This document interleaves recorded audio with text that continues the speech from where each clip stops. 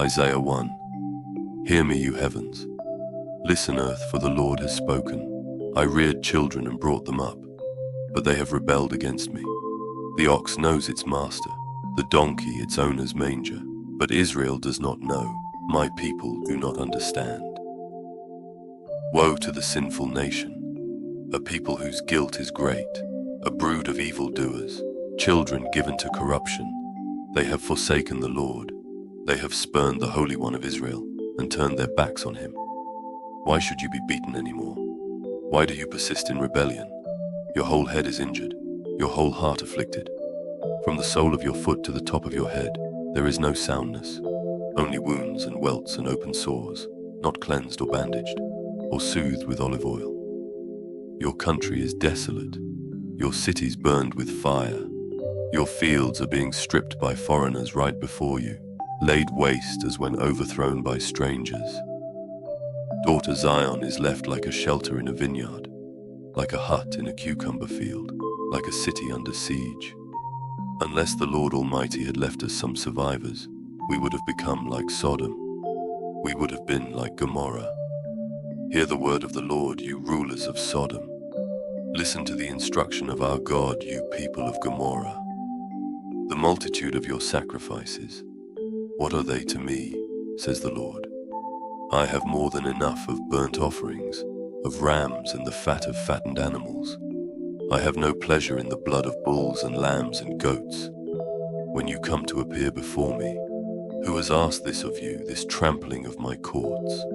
Stop bringing meaningless offerings. Your incense is detestable to me. New moons, Sabbaths, and convocations. I cannot bear your worthless assemblies. Your new moon feasts and your appointed festivals I hate with all my being. They have become a burden to me. I am weary of bearing them. When you spread out your hands in prayer, I hide my eyes from you. Even when you offer many prayers, I am not listening. Your hands are full of blood. Wash and make yourselves clean. Take your evil deeds out of my sight. Stop doing wrong. Learn to do right.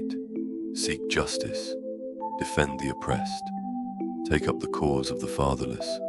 Plead the case of the widow. Come now, let us settle the matter, says the Lord. Though your sins are like scarlet, they shall be as white as snow. Though they are red as crimson, they shall be like wool. If you are willing and obedient, you will eat the good things of the land. But if you resist and rebel, you will be devoured by the sword. For the mouth of the Lord has spoken. See how the faithful city has become a prostitute. She once was full of justice. Righteousness used to dwell in her, but now murderers. Your silver has become dross. Your choice wine is diluted with water. Your rulers are rebels, partners with thieves. They all love bribes and chase after gifts. They do not defend the cause of the fatherless. The widow's case does not come before them. Therefore the Lord Almighty, the Mighty One of Israel, declares, I will vent my wrath on my foes and avenge myself on my enemies. I will turn my hand against you. I will thoroughly purge away your dross and remove all your impurities. I will restore your leaders as in days of old, your rulers as at the beginning. Afterward you will be called the city of righteousness, the faithful city. Zion will be delivered with justice, her penitent ones with righteousness. But rebels and sinners will both be broken, and those who forsake the Lord will perish. You will be ashamed because of the sacred oaks in which you have delighted. You will be disgraced because of the gardens that you have chosen.